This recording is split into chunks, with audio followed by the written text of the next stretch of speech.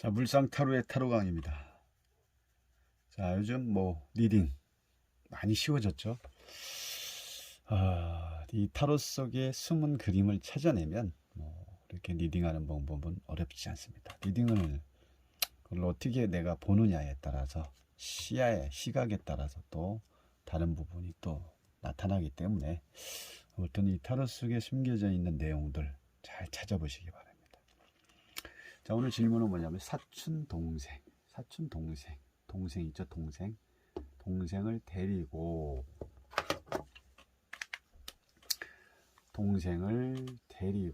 가야 되나요? 가기 싫은 거죠. 가야 되나요? 가야 되나? 그러면 어떤 부담감이 있는 거죠. 누군가를 데리고 간다는, 그것도 동생을 데리고 가려니까 힘든 상황, 가고 싶지 않다, 데리고 가고 싶지 않다, 혼자 가고 싶다, 이런 의미죠. 그래서 데리고 가야 되나 맞나, 가야 되지 않나, 가면 안 되나, 이런 부분에 대해서 질문입니다. 그럼 첫 번째 뭘 보라고 했죠? 전체의 흐름을 봐라. 힘든 물이 나오고요, 힘든 상황, 또 산 위에 있고 탑에서 떨어지는 두 사람이 있습니다. 그냥 흐름만 봐도 별로 좋지 않죠. 다음 뭘 봐야 되죠? 주체자 정하기. 여기서 주체, 사촌 동생. 그럼 누가 질문한 걸까? 사촌 동생을 데리고 가야 돼요. 그러면 질문자가 형이겠죠, 형. 그럼 여기서 빨리 뭘 찾아야 됩니까? 주체자를 찾아야겠죠. 자, 형이니까 여기 이 남자가 형이겠죠. 그리고 어쨌든 여기 앉아 있는 아이가 사촌 동생 이렇게 보면 되고, 다음 가운데 카드를 보니까 이제 은둔자가 설산 위에서 산 위에서 불빛을 비춰주고 또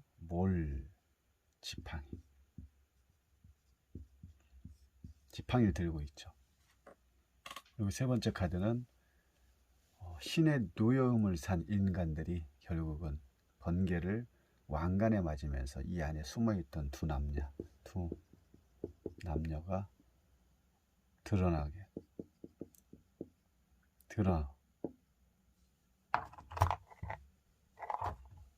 드러나죠. 자, 참 이런 질문을 받았을 때 어떻게 상황에 맞게끔 빨리 리딩을 해주냐가 상당히 중요합니다. 그래서 이 타로강이 이 리딩하는 방법, 산출하는 방법, 이런 걸 하실 때 잘 유심히 보시면, 이것만 잘 유심히 봐도 타로 스토리텔링 하는데 전혀 문제가 없습니다.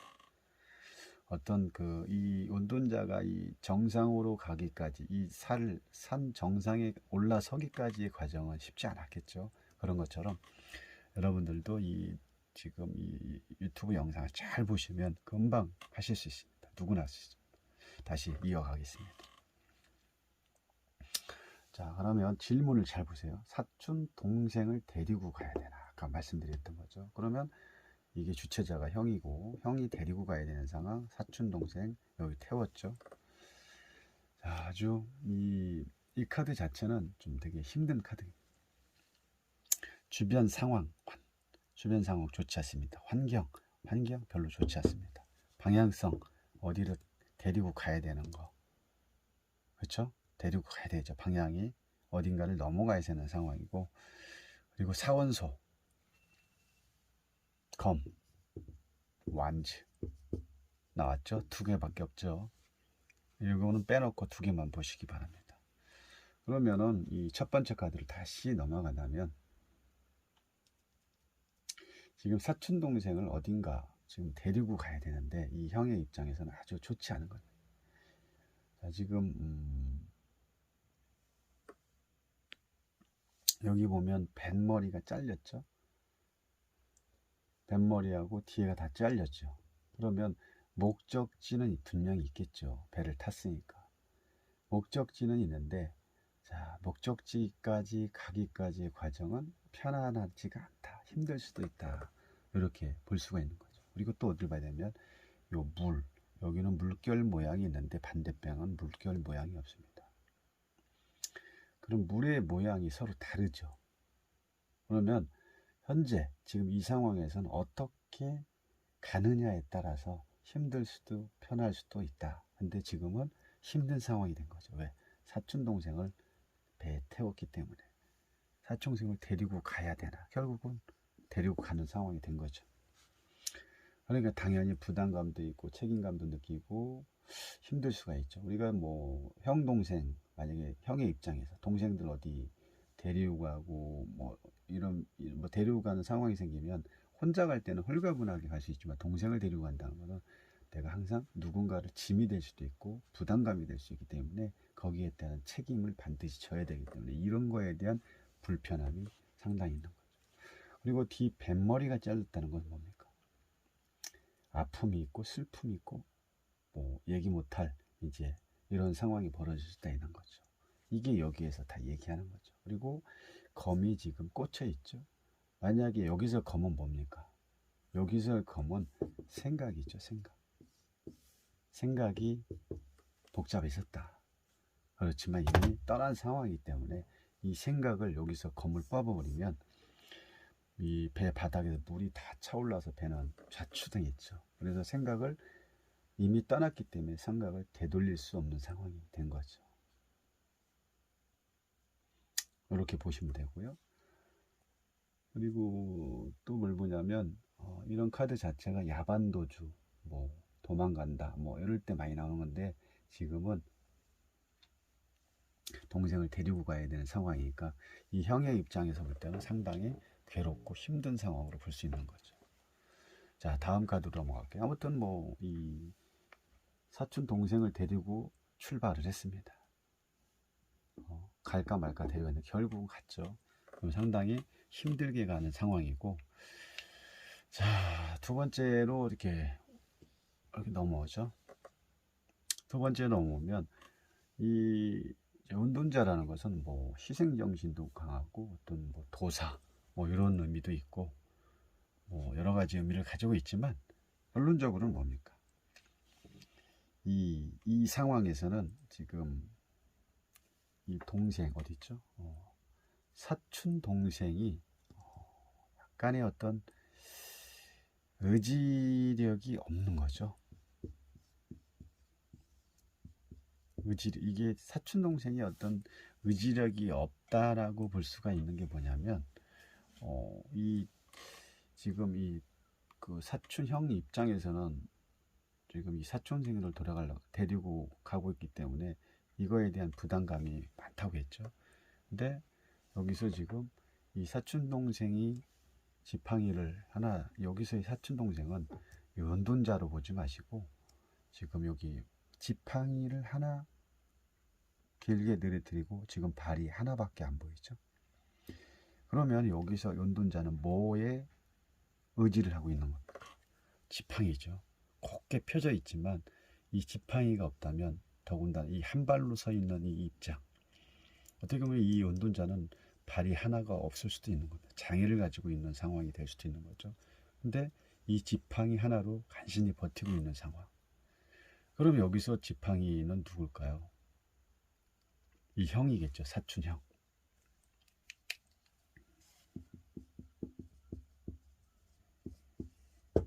이건 사촌 동생으로 볼 수도 있습니다. 사촌 동생이 결국은 이 형한테 의지를 상당히 하고 있다는 거죠. 왜? 사촌 동생이기 때문에 아직 어리죠. 동생이니까 어린 거죠. 자, 여기 봅시다.